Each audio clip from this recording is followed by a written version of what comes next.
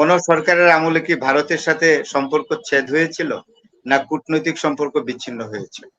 আমি যদি এখন বলি জিয়াউর রহমান সাহেব কি ভারতের সঙ্গে সম্পর্ক ছেদ করেছিলেন, না ভারতের ভিজিটে যাননি? উনিও তো ভারত ভিজিট করেছেন, তাই না? উনি ইন্দিরা গান্ধীর সময় গিয়েছেন, উনি মুরারজি দেশাইয়ের সময় যাননি ভারতে? গিয়েছেন তো।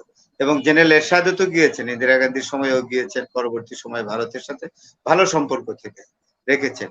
সম্পর্কের তো কোনো ঘাটতি ঘটে নাই।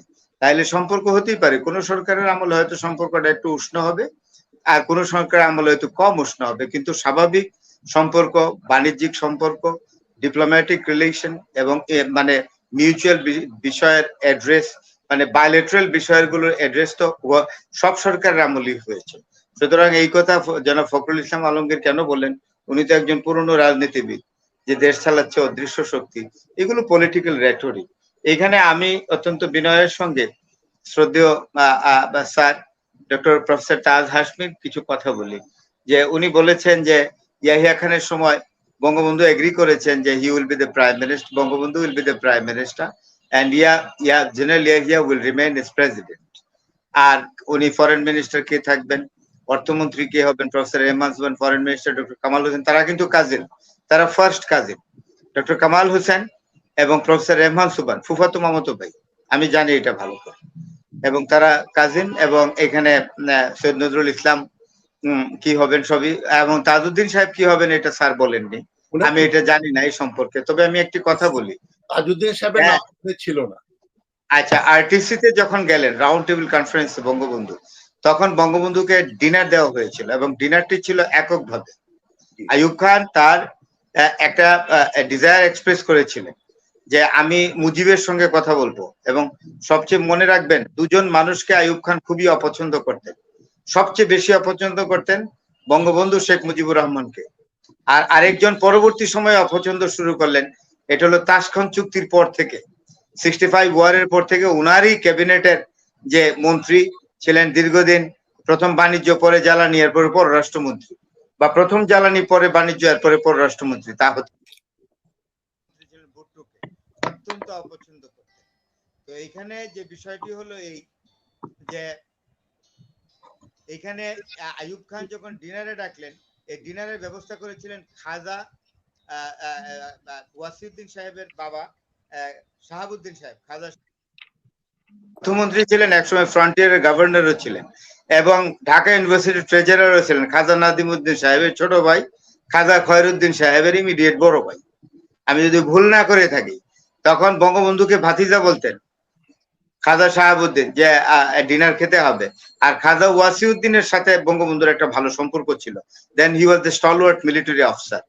এই দেশে জন্মগ্রহণকারী সবচেয়ে উচ্চপদস্থ সামরিক কর্মকর্তা ছিলেন খাজা শাহাবুদ্দিনের ছেলে, বড় ছেলে খাজা ওয়াসিউদ্দিন।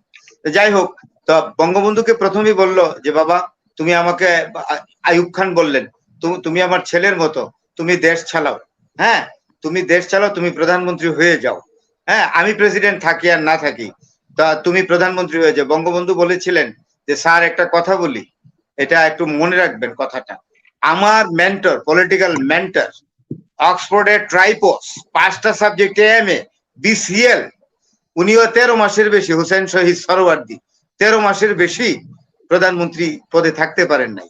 আমার অভিজ্ঞতা ভালো না, আমার মিশন আছে, আমি এইসব প্রধানমন্ত্রীর পদ চাই না। সুতরাং বঙ্গবন্ধু তখনই চাননি। আর যখন ইয়াহিয়া খানের সাথে ওনার কথা হয়, তখন বঙ্গবন্ধু 70-এর নির্বাচনে বিজয়ী এবং অত্যন্ত ফোটিং, এবং পূর্ব পাকিস্তানে উনি একচ্ছত্র নেতা, ওনার উপরে কথা বলারই তখন কেউ ছিলেন না, একচ্ছত্র নেতা ছিলেন। সেই জায়গায় উনি প্রধানমন্ত্রী হওয়ার জন্য চেষ্টা করবেন বিষয়। এবার আমি বলি, শেখ হাসিনার সময়, মাননীয় প্রধানমন্ত্রী শেখ হাসিনার সময় যে কাজগুলো হয়েছে, সেই কাজগুলো কিন্তু অন্য কোন সরকার পারেনি ভারতের সাথে। যেমন ছিটমহল, 151টার মধ্যে 101টা পেয়েছে বাংলাদেশ, আর 50টা পেয়েছে ইন্ডিয়া। তারপরে সমুদ্র সীমানা, এইগুলোর সমাধান কখনোই হয়নি। এইগুলোর সমাধানের জন্য বহু ঝামেলা হয়েছে। লিয়াকত বগুড়া মোহাম্মদ আলী মিটিং হয়েছে, লিয়াকত ফিরোজ খান মিটিং হয়েছে, কোনো মিটিং এ সমাধান হয় নাই। কিন্তু আমাদের বর্তমান প্রধানমন্ত্রীর আমলে কিন্তু এই ছিটমহল সমস্যার সমাধান হয়েছে, এবং সমুদ্র সীমানার সমস্যারও যখন সমাধানের প্রশ্ন আসে তখন মোদি বলেছিলেন যে ছিটমহল নিয়ে আমাকে মানে লোকসভা এবং রাজ্যসভা দুই সভাতে আমি সাংঘাতিকভাবে ক্রিটিসাইজড হচ্ছি, সুতরাং এটা আমরা একটু আন্তর্জাতিক পর্যায়ে নিয়ে যাই, সেখানে উইন উইন সিচুয়েশনে আমরা কিন্তু এসেছি। এগুলা কিন্তু ভারতের সাথে আমাদের সমাধান হয়েছে, যেগুলো পূর্ববর্তী কোনো সরকারই পারেন নাই। নওয়াবজাদা লিয়াকত আলী খানও পারেন নাই, বগুড়ার মোহাম্মদ আলীও পারেন নাই, ইসমাইল ইব্রাহিম চন্ডীগড়ও পারেন নাই, তারপরে ফিরোজ খান সাদ মালিক ফিরোজ খান নুনও পারেন নাই। এটা আমাদের প্রধানমন্ত্রী পেরেছেন। সুতরাং এগুলা তো আলোচনায় আসতে হবে। সুতরাং এইগুলো কথা, দেশ চালাচ্ছে অদৃশ্য শক্তি। অনেক কথাই আছে যে ভারতীয় নাগরিকরা এখানে চাকরি করছে, কিন্তু ভারতীয় নাগরিক কয়জন চাকরি করছে, তাদের নাম কি, ধাম কি, ঠিকানা কি, কলকাতা বা উত্তরপ্রদেশে বা অন্য কোনো অবাঙালি যদি হয় ভারতীয়, তাহলে তার শাকিন কোথায়, আমরা কিছুই জানি না। সুতরাং এইরকম উপরের দিক থেকে বক্তব্য রাখলে হবে না, ফ্যাক্টস ফিগার এগুলো থাকতে হবে। নাম ধাম আকারে আপনারা পত্রিকায় বলে দেন, নিউজ মিডিয়াতে বলেন যে অমুক নামের ভারতীয় নাগরিক এখানে চাকরি করছে, কর্পোরেট বিজনেস কর্পোরেটে বেসরকারি খাতে চাকরি করছে বা সরকারি ভাবে তার পরিচয় গোপন করে চাকরি করছে। সুতরাং এগুলো বললে এক ধরনের কনফিউশন তৈরি হয় জনসমাজে।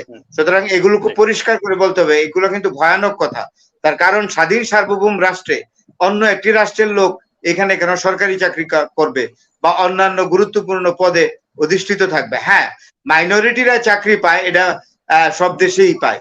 সেটা এই দেশে যারা যুদ্ধ করেছে, হিন্দু মুসলমান বৌদ্ধ খ্রিস্টান সবাই তো যুদ্ধ করেছে, সবাই দেশে সকল ধর্মের নাগরিকরাই যুদ্ধ করেছে। সুতরাং এখানে তাদের সরকারি চাকরি পাওয়ার তো অধিকার আছে, তারা এই দেশের নাগরিক। সুতরাং ভারতীয় কোন নাগরিক এখানে চাকরি করে বা করে সেটা কিন্তু বলতে হবে। স্পেসিফিক্যালি না বললে, এই ধরনের উপর দিক দিয়ে কথা বললে, ফ্যাক্টস ফিগার না থাকলে জনমনে কিন্তু বিভিন্ন প্রশ্ন আসে। সাধারণত এই প্রশ্নগুলো আসলে হয় কি, মানুষের মধ্যে ভুল বোঝাবুঝি তৈরি হয়, যেটা আমরা এই বঙ্গবন্ধু সরকার গঠনের পর থেকে এক ধরনের প্রচার দেখেছি, যেগুলো মিথ্যা। একটি বিশেষ রাজনৈতিক দল বঙ্গবন্ধু ৭২ সালের ১২ই জানুয়ারি সরকারে যাওয়ার পর থেকে ৮ মাস পরে একটি রাজনৈতিক দলের সৃষ্টি হয়, এবং সেখানে অনেক কিছু তৈরি হয়। যে রাজনৈতিক দলের তাত্ত্বিক গুরুর কথা আমার শ্রদ্ধেয় শিক্ষক প্রফেসর ডক্টর তাজ হাশমি বলেছেন যে উনি ১৬৩ নম্বর রুমে থাকতেন। আমি আর নামটা উল্লেখ করলাম না, উনি কিছুদিন আগে প্রয়াত হয়েছেন। তা উনি একটি রাজনৈতিক দল তৈরি করলেন, উনি একটি পত্রিকা তৈরি করলেন। হ্যাঁ, আমি বলি উনি একটি পত্রিকা তৈরি করলেন, এটাতে পুরাটা ইয়েলো জার্নালিজম, এমনই ইয়েলো জার্নালিজমে ভরা। উনি একটি বাহিনী তৈরি করলেন, গণবাহিনী, স্টেট উইদিন স্টেট ডিক্লেয়ার করলেন, and that's created a havoc and very critical situation for the government of Bangladesh.